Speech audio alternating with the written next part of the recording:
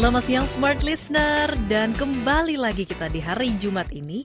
Artinya ada buku yang akan kita bedah bersama-sama ya. Dan pastinya saya tidak sendiri, saya bersama dengan narasumber saya, seorang penulis, The Lost Secret of Success. Begitu menemukannya, Anda bisa menjadi apapun yang Anda inginkan.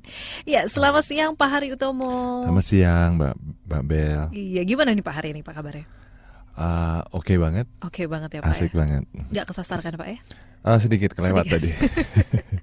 Baik, nah Smart Listener nih, kalau Anda melihat langsung nih nanti ya pasti ya kalau sudah membeli buku The Lost Secret of Success ini dari covernya aja nih udah menarik. Ini kayak lagi mencari sesuatu gitu Pak, kayak lagi peta harta karun, ada kompasnya, ada seperti itu deh. Nah ini kan begitu di bawahnya kan begitu menemukannya, Anda bisa menjadi apapun yang Anda inginkan. Yes. Pasti semua orang ingin menjadi apa yang mereka cita-citakan ya Pak. Betul. Nah ini dari judulnya aja nih maksudnya apa nih Pak? Saya ingin memberikan kesan yang kuat bahwa sukses-sukses yang selama ini diajarkan itu kan banyak jurus nih. Banyak banyak variasinya, tetapi sebetulnya masih ada satu dasarnya yang harus dimiliki. Kenapa saya bisa mengatakan begitu? Karena pengalaman belasan tahun memberikan coaching di kelas, akhirnya saya melihat bahwa kunci atau dasar sukses itulah yang belum diajarkan selama ini. Itu sebabnya saya bilang ini yang hilang gitu loh. Nah, pengertian sukses sendiri ini kan tiap orang kan beda-beda ya Pak. Betul. Oke, nah untuk mencari titik di mana yang ini nih yang gue sebut sukses gitu kan misalnya. Oke.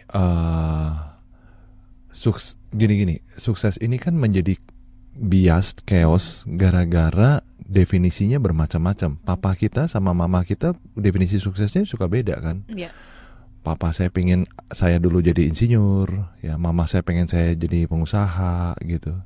Ya pokoknya jadi businessman. Jadi ini bertentangan. Lalu belum ditambah dengan buku yang kita baca, guru-guru sukses yang mengajarkan. Belum ditambah lagi dengan media massa yang menceritakan sukses itu kalau keluar dari gedung tinggi, punya anak 2 laki dan perempuan. Ini jadi chaos gitu loh. Nah, ini yang saya luruskan di dalam buku. Oke, baik. Orang banyak berpikir yang namanya kalau udah kaya ini ya. Udah sukses lah gitu, ukuran sukses dan pasti bahagia gitu kalau udah punya segalanya. Enggak juga ya Pak ya? Enggak juga. Justru itu yang saya coba tuliskan di situ. Jadi gini, buku ini kan ditulis bukan karena saya ingin menulis sebetulnya, tapi karena ini terlalu penting untuk tidak disampaikan. Nah, salah satunya itu. Jadi di dalam kelas selama belasan tahun itu saya ketemu banyak orang yang saya pikir ini orang luar biasa, saya ingin seperti dia. Tapi faktanya ternyata dia tidak sebahagia yang saya pikir. Nah dari situ saya mulai melihat kenapa polanya sama gitu loh. Kenapa kok rata-rata orang yang kaya, yang di mata saya kaya, kok ternyata nggak happy ya. Nah akhirnya saya berpikir, jangan-jangan nanti kalau gue udah kaya, gue juga nggak happy. Lalu buat apa dong saya kaya? Nah itu kurang lebih gitu. Seperti di bab 3 nih kan, apa yang sedang Anda kejar, kekayaan atau kebahagiaan? Yes. Bisa nggak sebenarnya seiring sejalan nih Pak? Gini, kalau orang bahagia, itu buat saya itu orang yang sukses. Orang bahagia itu sukses, jelas. Tapi orang sukses, sayangnya banyak sekali yang tidak bahagia. Jangan-jangan hampir 90%, jangan-jangan orang kaya ini nggak bahagia gitu loh. Karena kadang-kadang kekayaan itu kan membuat kita menjadi kehilangan sulit sekali mendapatkan kepuasan gitu. Kayaknya kurang kaya lagi deh, kayaknya kurang banyak deh. Terus akhirnya kenapa nggak happy ya? Saya pikir punya kekayaan sekian akan lebih bahagia. Setelah kita mencapai di sana, rupanya kurang besar kekayaan saya. Akhirnya itu terus nggak ada ujungnya gitu loh. Jadi saya mencoba men-sharingkan di buku itu bahwa kalau memang orang ingin sukses hanya karena supaya bahagia, lupakan sukses, carilah kebahagiaan gitu. Oke, baik, benar juga ya. Iya. Benar. Karena sukses itu kan mahal kan. Yes. Mahal sekali. Oke, baik nih. Kita kembali lagi ke buku The Lost Secret of Success ini ya Pak ya. Begitu saya lihat halaman awalnya ini kan endorsement-nya ini, waduh, ini banyak sekali nih Pak ya. Kemurahan Tuhan. Aduh, ada dari Pak Tung Desem, Waringin, ada Pak Johnson ini juga sebagai pembicara-pembicara juga di Smart FM nih. Ya, ini senior saya semua ini. Juga. Dan begitu melihat isi bukunya ini formatnya ini seperti kayak lagi nanya ya, ngobrol gitu ya Pak ya? Dibuat dalam format dialog. Oh, kenapa nih Pak mesti seperti ini? uh, pertama memang ini satu advice dari ahli yang membantu saya di dalam menyusun buku ini. Tetapi di sisi lain filosofi yang paling penting dari format dialog adalah orang yang membaca buku ini tidak merasa dikuliahi oleh insight-insight yang coba saya tawarkan. Dan harapannya karena formatnya dialog, orang-orang yang lebih senior dari saya, yang lebih pakar dari saya masih mau mendengar dialog ini gitu loh. Tapi kalau saya hanya memberikan satu arah saja, mungkin hanya orang-orang tertentu yang bersedia membaca buku ini. Oke, baik. Berarti ini bisa dibilang siapapun dan latar belakang apapun ini pas juga untuk membaca buku ini ya Pak? Iya, semua orang harusnya akan suka. Karena mendengar talk show itu kan contohnya Tukul, itu kan talk show yang gak pernah bosan kita lihat. Iya. Talk show itu selalu punya daya tarik sendiri. Oke, baik. Nah ini kan kalau kita lihat Pak, kalau saya lihat nih Pak ya di awal-awalnya kan seperti apa sih sukses itu seperti itu. Tapi juga ada bersinggungan dengan public speaking Pak. Oh iya. Gini, sukses itu selalu didasari dengan kepercayaan diri. Setiap saya survei dimanapun, kapanpun, di belahan daratan manapun, semua setuju bahwa Anda setuju nggak kalau sukses itu sangat bergantung dari kepercayaan diri kita. Semua setuju. Nah, kaitannya percaya diri dengan public speaking. Nah, saya beruntung bahwa saya menemukan satu cara untuk memboost percaya diri. Bahkan saya punya satu modul yang hanya cukup 1 hari dijamin percaya dirinya lompat gitu loh, berubah gitu. Nah, rupanya public speaking ini sebetulnya bisa jadikan instrumen untuk merubah percaya diri seseorang. Nah, itu yang jadi isi dari public speaking yang ada di dalam buku itu bukan mengajarkan bagaimana public speaking, tetapi keajaiban dari public speaking terkait dengan kepercayaan diri. Oh, jadi ada hubungannya ya antara public speaking dan sangat, kepercayaan diri ini. Dan itu juga merupakan salah satu faktor yang besar juga untuk mencapai sukses ya Pak? Iya, sangat. Nah, tapi kan banyak orang ya Pak yang sekarang nggak percaya diri ya. Semua orang. Okay. Karena ada sebabnya. Gitu. Di buku itu dibahas mengenai leverage yang sangat penting di dalam kesuksesan. Nah, problemnya kan orang sendiri bingung percaya diri itu apa sih sebetulnya. Dan banyak orang tidak tahu bahwa percaya diri itu sebetulnya ada 2 jenis. Nah, ini yang saya temukan di dalam kelas di sekitar tahun 2001, 2002 saya tahu ternyata percaya diri itu ada 2 jenis rupanya. Nah, itu yang saya coba jelaskan di dalam buku tersebut. Ada 2 jenis. 2 jenis. Oke, baik. Oke, Pak Hari, tadi kan kita juga sempat ngobrol-ngobrol nih Pak ya mengenai buku ini. Di dalam buku ini juga diramu sebuah rumusan sendiri ya Pak ya. Rumus yang diciptakan oleh Pak Hari ini mungkin bisa dijelaskan kepada smart listener juga nih Pak yang mengenai IQ. Oh ya. Jadi gini, saya sebetulnya sedang menyiapkan buku lanjutan dari buku ini. Jadi saya terinspirasi dengan film silat, terus terang aja Memanah Burung Raja Wali, di mana ada satu kitab ilmu tertinggi itu rupanya dibuatnya beberapa kitab beberapa buku lah. Kalau buku itu digabungkan, dikuasai semua, baru ilmu tertinggi itu ditemukan. Nah, saya mengklaim bahwa seharusnya ada satu kecerdasan yang baru, dan saya mengklaim bahwa ini nih yang kami temukan selama belasan tahun ini, yaitu namanya ASQ. Kalau dilafalkan yaitu Accentivita Quotient. Nah, Accentivita Quotient itu di mana posisinya? Yang tadi Mbak Belina tanya rumusnya gimana. Nah, jadi kalau saya ilustrasikan ibarat sebuah pohon mangga, katakan mangga itu adalah IQ-nya. Nah, si pohonnya, batangnya dengan pokoknya itu adalah EQ-nya, emotional quotient-nya. Nah, lalu SQ-nya di mana? Spiritual quotient-nya. Spiritual quotient itu berada di akarnya. Nggak kelihatan tapi sangat menentukan kemana arah dari pohon ini gitu loh. Nah, lalu posisi ASQ ini di mana? ASQ itu adalah tanahnya, tempat di mana pohon ini numpang hidup, kurang lebih itu. Nah, jadi yang saya maksud ini kecerdasan ini harus dimiliki oleh masyarakat di Indonesia. Itu kecerdasan di atas segala kecerdasan. Begitu. Agak mengerikan memang, agak terlalu arogan, tapi faktanya sepertinya begitu. Saya nggak nemuin analogi yang lebih pas buat itu. Berarti ini membuat buku ini pertapaan berapa lama nih Pak untuk mengalami pengalaman? Berapa lama? Saya kan mulai tahun 99. Jadi dengan waktu berjalan saya merasa ini adalah titipan. Buat saya ini titipan Tuhan yang saya harus sampaikan. Masalah yang membaca menerima apa enggak itu bukan urusan saya lagi.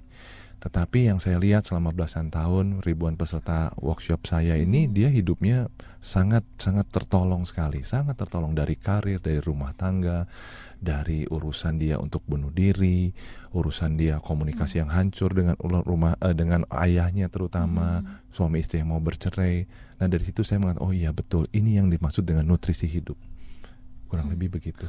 Oh berarti bisa dibilang nih sukses ini nggak cuman dalam buku ini nggak cuman untuk urusan finansial, Iya. tapi juga tentang diri kita sendiri, mengenal diri kita sendiri seperti itu ya Pak ya? Ya, jadi mungkin salah satu endorser di situ mengatakan Pak Petrus Nawawi bahwa ini sukses yang ditawarkan itu bersifat holistik gitu ya. Holistik. Holistik itu ya artinya menyeluruh, menyeluruh bukan hanya sekedar urusan material saja, tapi juga masuk ke masalah spiritual. Jadi komprehensif lah kalau bahasa anak mudanya, menyeluruh suksesnya. Nah ini yang harusnya kita dapat.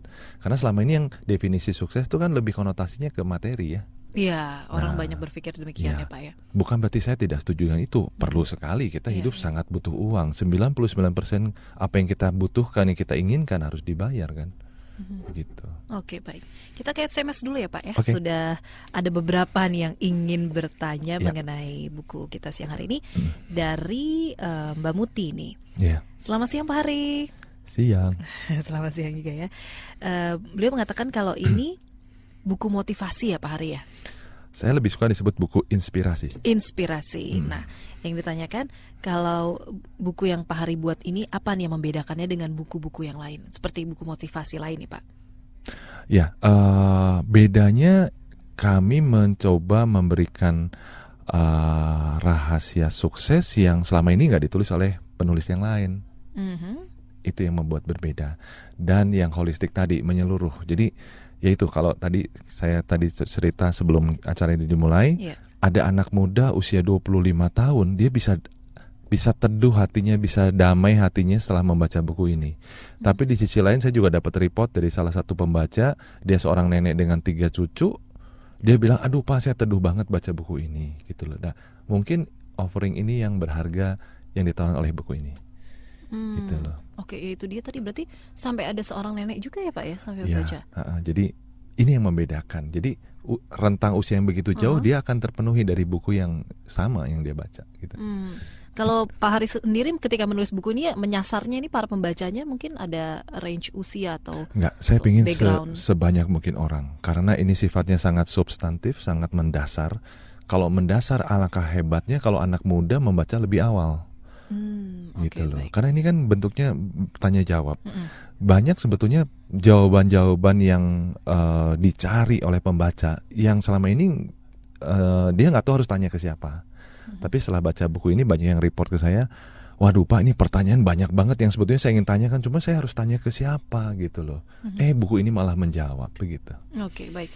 Kita terima dulu ada penelpon yang sudah masuk dari Bapak Antoni. Silakan dengan Pak Hari Utomo. Ya, Pak Hari, saya ingin beberapa pertanyaan yang mengajukan pertanyaan. Silakan, Pak.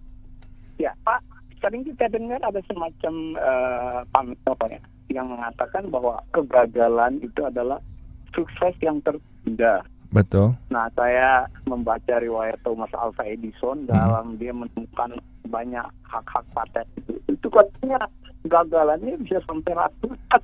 Betul. Nah, betul. barangkali bisa kami dicerahkan Pak dari buku Bapak itu kegagalan persaingan sukses yang tertunda itu Pak. Kemudian mengenai ini Pak, mengenai intelektual. Oh ya. Seberapa besar perannya di dalam arti kata sukses Pak? Jadi saya misalnya ambil contoh Mandra yang orang Betawi ini. Oh iya. Dia merasa sudah cukup Pak, ada harta, ada mobil, ada rumah, oke dia merasa sukses. Tapi di lain hal yang ekstrim kita lihat seorang Bill Gates, seorang yang drop out dari Harvard. Dia bilang sukses dengan keintelektualan dia itu di bidang IT. Nah, apa bedanya dan berapa besar peranan intelektual seseorang atau insight-nya gitu Pak terhadap kesuksesan sukses itu gitu Pak. Iya. Oke, ada lagi Pak Antoni? Ya, ada satu lagi yang ingin saya tanyakan adalah begini. Ada yang mengatakan kalau kita berhasil sukses itu merupakan amanat orang-orang susah yang lain Pak. Jadi amanat gitu. Semua agama barangkali yang saya pernah dengar mengajarkan ini. Jadi kalau kita sukses atau kita cukup berhasil dalam dunia materi, itu sebenarnya merupakan amanat dari orang-orang sukses yang lain, Pak. Nah, barangkali Bapak bisa memberikan pencerahan kepada kami. Apa yang dimaksud itu pakaian merupakan amanat orang-orang sukses yang lain, Pak. Oke, jadi nggak bisa untuk diri sendiri kalau kita sukses. Oke, itu saja Pak Antoni. Terima kasih. Ada 3 pertanyaan nih, Pak Hari, silakan.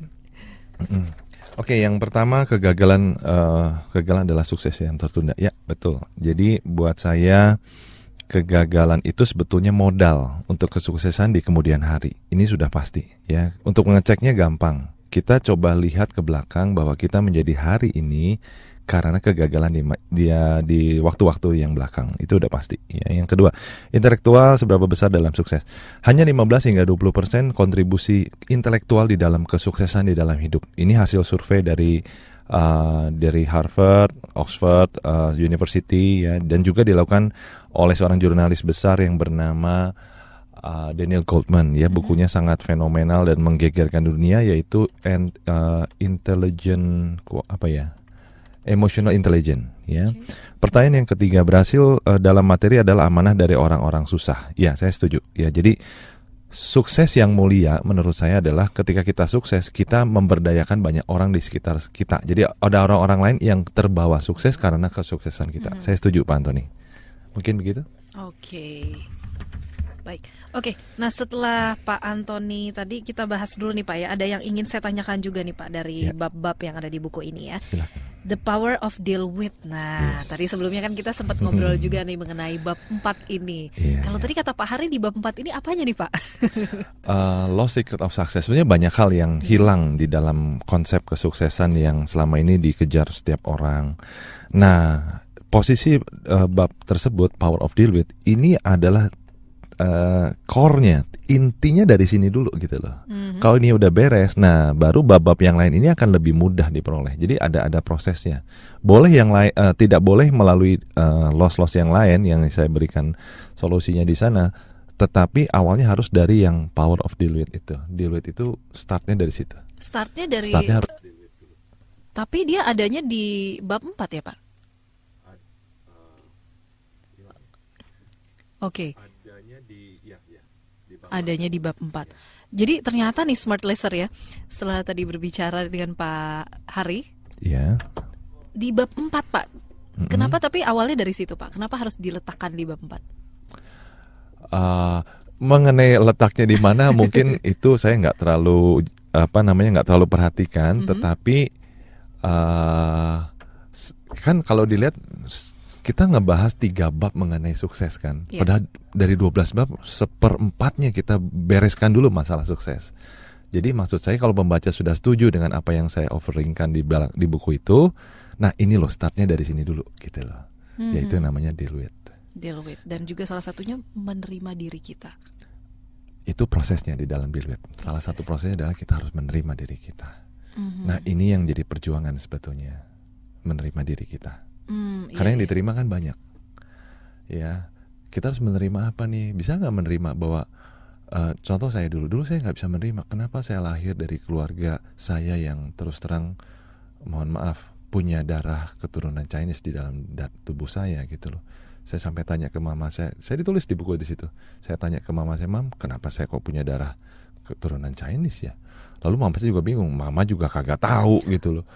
Nah, itu tuh hal-hal yang sifatnya sangat mendasar. Ya ini harus diterima gitu loh. Itu pengalaman pribadi saya. Ada orang yang tidak bisa terima kenapa dia bukan anak favorit. Kita kan berapa bersaudara nih.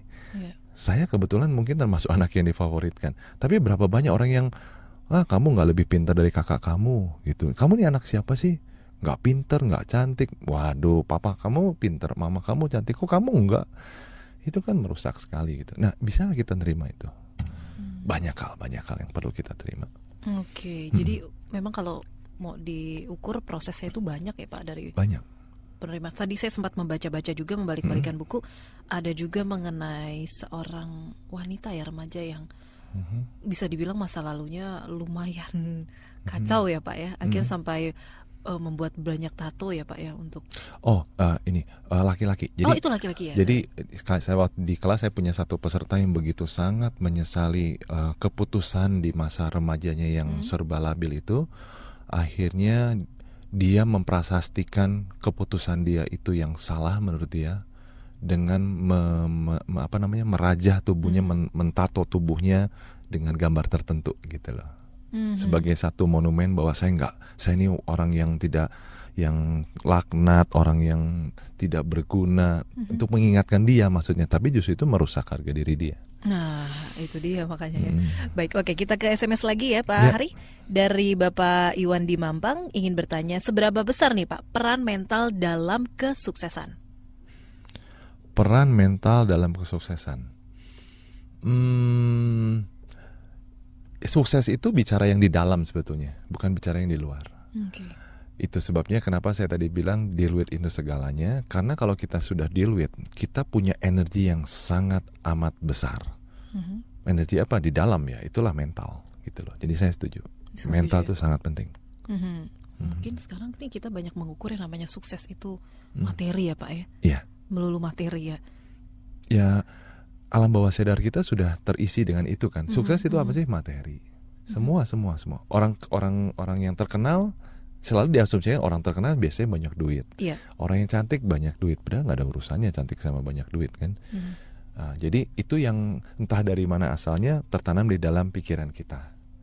Gitu loh. Nah, melalui buku ini apakah Pak Hari juga ingin menyadarkan orang gitu Pak?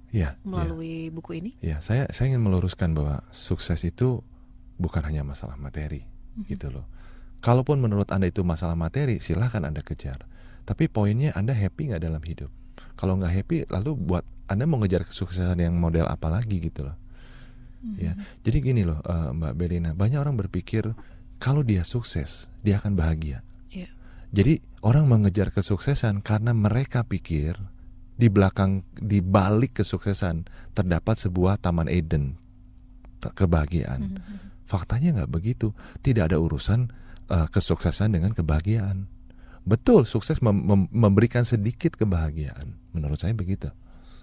Jadi saya tawarkan di buku itu, kenapa Anda nggak lompat aja? Kalau setiap sukses ujung-ujungnya berharap bahagia, lupakan sukses, fokus kepada kebahagiaan. Selesai, kan gitu.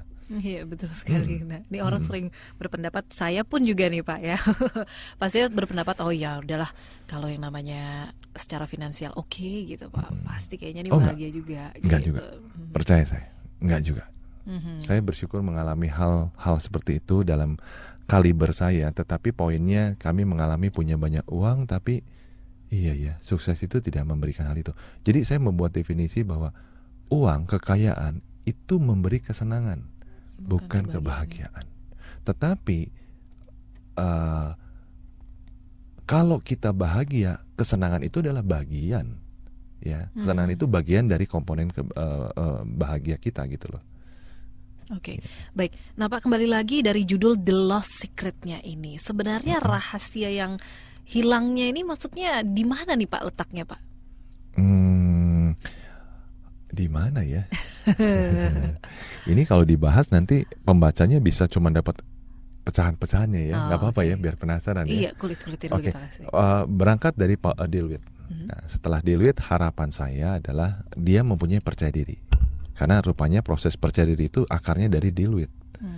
Ya, jadi saya di situ menjelaskan ada satu bagian bahwa keberhasilan, achievement, kesuksesan, kekayaan itu kan buah atau hasil dari action kita kan, tindakan kita dalam berkarya, hidup, disiplin. Nah, tindakan berasal dari mana nih? Tindakan itu adalah hasil atau buah dari potensi yang tergali. Nah, ini terjadi banyak salah kaprah di masyarakat. Dia pikir supaya sukses potensinya digali. Caranya ikut yang aneh-aneh lah. Ikut ini, ikut kursus ini, belajar itu, sekolah ke luar negeri, ambil S2, S3. Dia pikir dia menggali potensi. Enggak ada urusannya. Cara menggali potensi adalah memperkuat keyakinan. Keyakinan kita kuat, potensi akan otomatis dengan sendirinya tergali. Orang yang begitu yakin, tiba-tiba dia jadi jenius, dia jadi kreatif. Nah, sekarang pertanyaannya, iya justru itu gimana caranya supaya saya punya keyakinan yang hebat. Keyakinan itu dasarnya dari percaya diri. Kenapa orang pengen percaya diri sih? Kalau orang udah percaya diri, dia yakin ngerjain apa saja akan berhasil. Tapi belum selesai. Gimana cara percaya diri? Ini pun banyak penawaran-penawaran yang keliru. Supaya percaya diri, jalannya harus tegap, harus berdandan, harus wangi, harus punya titel tinggi, harus naik mobil. Ini bahaya sekali paham yang keliru ini. Nah, lalu gimana dong? Seharusnya dari mana percaya diri yang sebenarnya itu berasal? Percaya diri itu harusnya berasal dari citra diri yang sehat. Ya, cara pandang kita kepada diri kita sendiri ini yang paling penting. Nah, akhirnya banyak orang merubah cara berpenampilan kan. Ya, self talk, bicara yang baik tentang diri sendiri, berusaha positif, tapi kok susah banget merubah citra diri. Akarnya adalah deal with. Dengan kita bisa menerima diri kita, baru percaya diri kita bisa berubah, citra diri kita bisa berubah. Setelah citra diri kita berubah, baru percaya diri kita berubah. Percaya diri kita berubah, keyakinan kita menjadi kuat. Baru kita bisa lari mengejar segala kesuksesan. Berarti start awalnya adalah deal with ya, menerima diri kita, berdamai dengan diri sendiri. Ya, betul. Banyak sekali memang kita menemukan saudara-saudara kita atau teman-teman kita yang belum bisa menerima diri, malah ya itu dia Pak, lari ke hal yang negatif ya. Jadi ya, dia punya uang, dia sukses, tapi kenapa kok kayaknya kosong? Itunya dia belum dapat intinya. Banyak kan orang yang kaya akhirnya malah menggunakan kekayaan untuk membahayakan dirinya sendiri. Gitu. Bahkan orang banyak mabuk lah, akhirnya mabuk di dalam mobil, waduh malah ke orang lain yang kena gitu loh.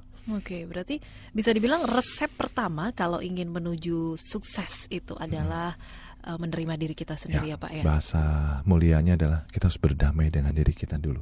Berdamai dengan diri kita. Itu intisari kita di dalam kehidupan sebetulnya. Setelah kalau itu kita udah dapat, hidup akan jadi lebih beres. Oke, itu bisa dibilang the lost secretnya Pak. Yes. Oh, oke. Nah, tapi dampaknya kemana-mana. Starting from that point. Oke, kita nggak menyadari ya selama ini ya. Yeah. Kita tidak menerima diri kita apa adanya, padahal kalau itu yang awal sudah kita lakukan, dampaknya malah kemana-mana. Semuanya efek domino, semuanya jadi smooth. Ya. Dan bisa meraih apa yang Anda inginkan seperti di judul. Apapun. Oke, ini menarik sekali. Nah, ini ada yang saya ingin tanyakan nih Pak Hari ya. Mungkin berkaitan juga dengan SMS yang akan kita bahas. Orang kan berpikir kalau masih muda, nanti kategori sukses nanti di umur sekian. Ada target-targetnya 40 kek. Saya mesti punya rumah atau mobil 10 gitu misalnya Pak ya. Tapi bagaimana dengan beberapa orang gitu yang beranggapan saya ini udah tua, apa saya masih bisa digolongkan sebagai orang yang sukses nih Pak? Di bab yang kedua rasanya. Jadi saya juga memberikan penawaran di situ bahwa definisi tentang sukses. Jadi sukses ini kan menjadi kacau balau, menjadi chaos gara-gara kita tidak mendefinisikan sukses itu apa. Oh enggak Pak, saya punya definisi sukses itu kalau punya mobil. Nah, ini harus kita beresin dulu. Nah, di buku ini saya memberikan satu penawaran mengenai definisi sukses yang menurut saya ini yang membuat kita menjadi sukses secara holistik gitu loh. Nah, jadi menjawab pertanyaan Ibu tadi, umur 50 nggak peduli umurnya berapa. Kalau mengikuti definisi yang saya coba tawarkan dan Ibu tersebut setuju, dia bisa sukses dengan cepat. Nggak peduli umurnya berapa. Jadi sampai umur kapanpun bisa ya? Oke, baik. Ya, silakan. Ini lagi nih SMS dari 0812-8066 sekian-sekian. Ingin bertanya, Pak Hari, kadang dalam mengejar sukses itu apa perlu pengorbanan atau penderitaan dan juga perjuangan yang sepadan dengan hasil? Dan ingin bertanya gimana nih kalau Pak Hari sendiri memandang kehidupan ini? Jadi dua pertanyaannya. Kalau ditanya Pak Hari, hidup ini apa? Hidup ini warna-warni buat saya. Hidup ini bermain-main. Itu jawaban saya. Tapi ada juga teman saya, hidup ini adalah penderitaan, hidup adalah perjuangan, hidup adalah pengorbanan. Ya, hidupnya berkorban dan berjuang. Jadi definisi sangat menentukan. Nah, tadi pertanyaan yang pertama tadi apa ya? Apa perlu pengorbanan, penderitaan, perjuangan? Pasti. Dari apa? Ya udah, saya jelasin aja deh. Jadi definisi sukses yang saya tawarkan adalah ketika kita meraih apa yang kita cita-citakan, selesai. Ketika kita meraih apa yang kita impikan. Nah, jadi intisarinya apa nih dari definisi ini? Impiannya kan? Iya.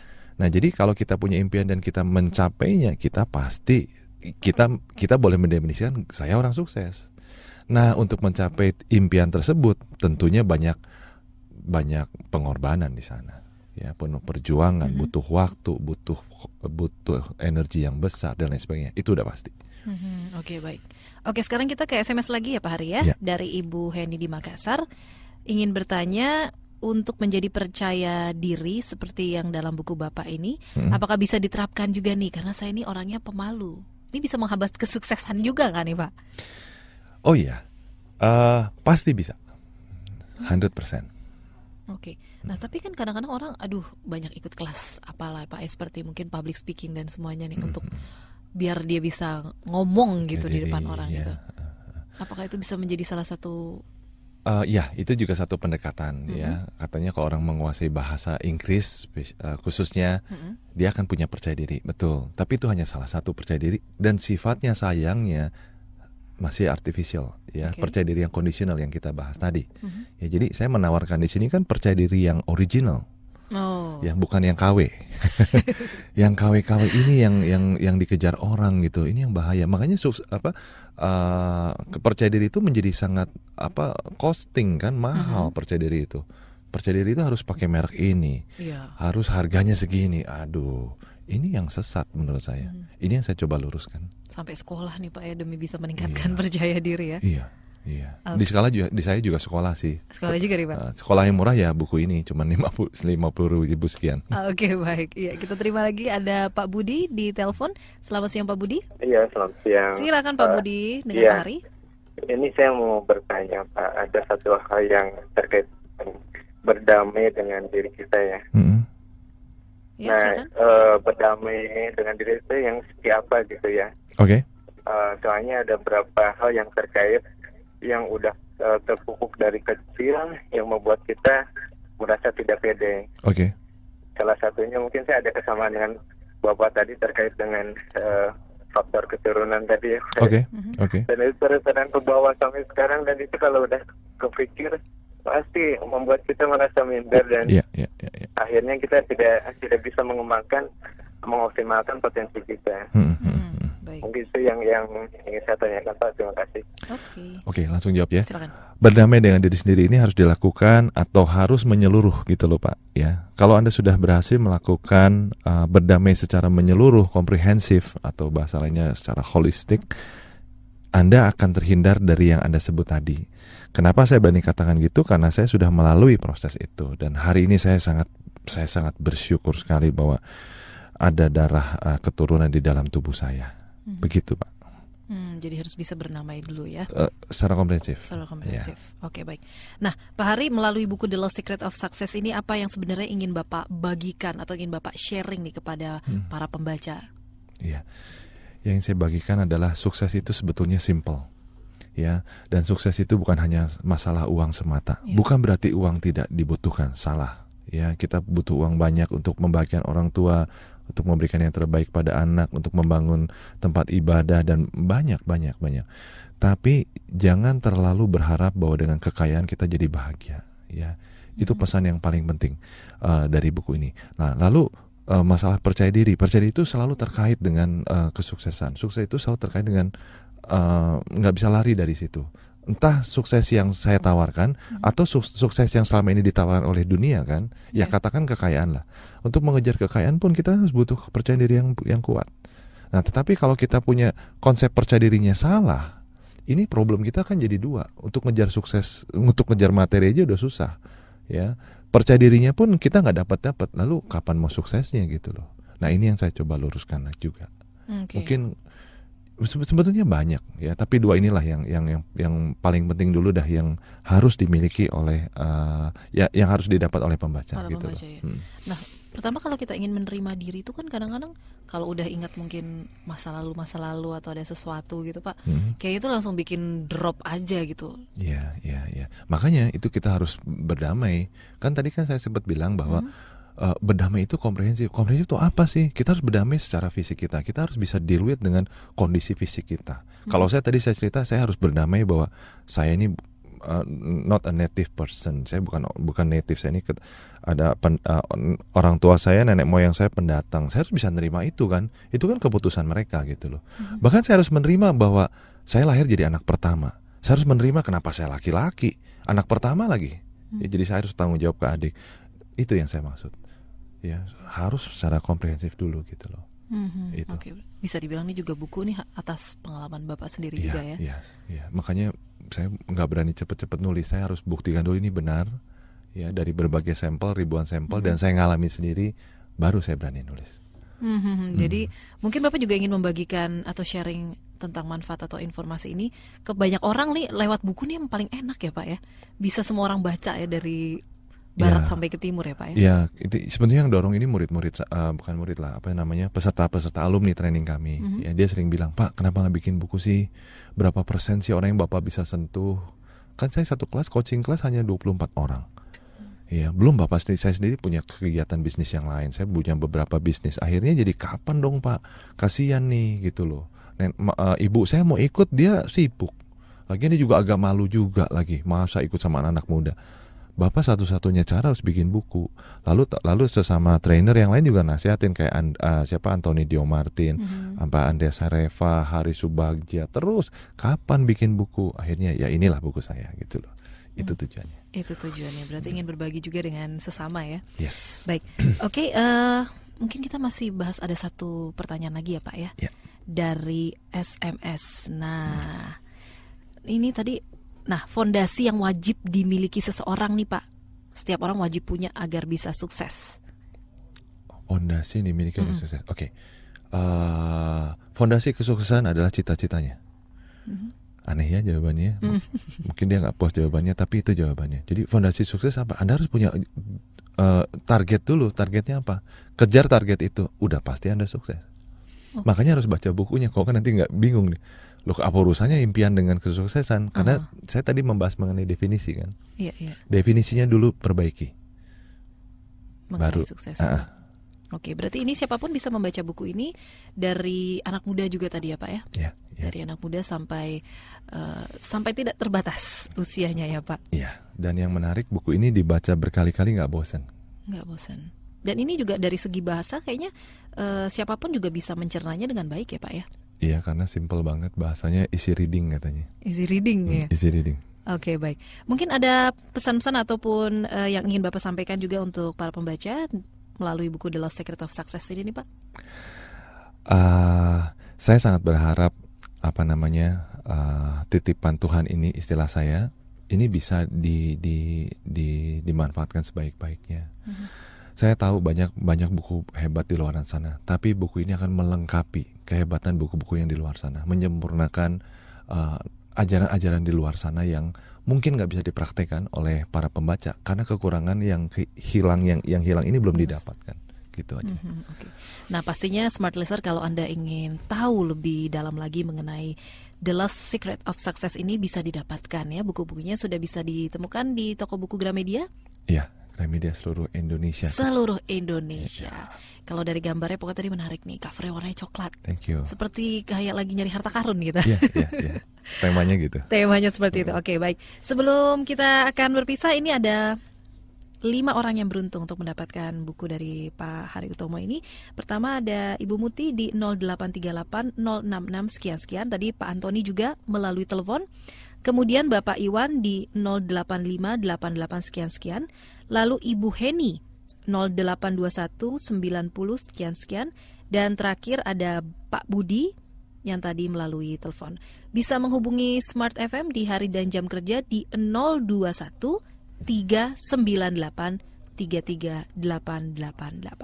Baik, terima kasih banyak Pak Hari sudah memberikan atau membagikan sharing mengenai The Lost Secret of Success-nya dan sukses pastinya. Kita tunggu buku keduanya Pak ya nanti. Amin. Oke.